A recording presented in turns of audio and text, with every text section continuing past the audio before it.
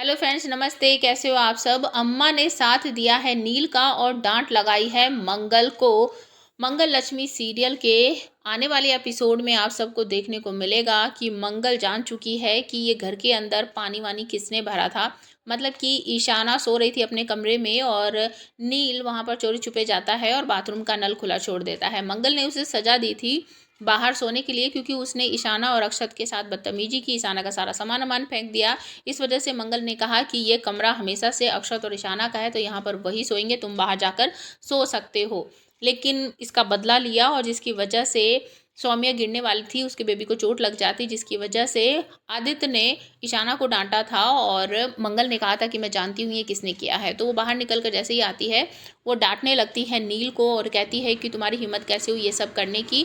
तो नील साफ मना कर देता है कि मैंने कुछ नहीं किया, मैं तो यहाँ सोफे पर सो रहा था, आपने मुझे इतना सारा डांट लगाई तो मैं यहीं तो सो रहा था।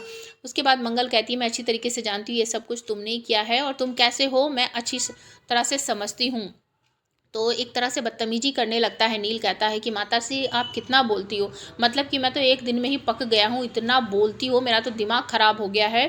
मुझे तो पिताश्री के लिए लग रहा है कि भाई उन्होंने मतलब आपको इतने साल कैसे झेला, और अब मैं समझ चुका हूँ कि आप से उन्होंने डिवोर्स क्यों लिया। अब मुझे अच्छी तरीके से पता है। और अपने पिता आदित्य की तरफ देखते हुए हैट्स ऑफ करता है कि आपने सच में बहुत झेला है। तो आदित्य उसको डांटता है कि चुप रहो और तुम्हें कुछ पता नहीं, इसलिए ये सब बोलने की ज़रूरत नहीं है। मंगल कहती है कि बात से भटको मत और बड़ों का सम्मान करना सीखो। मैं पूछ रही हूँ तुमने नल क्यों खुला छोड़ा।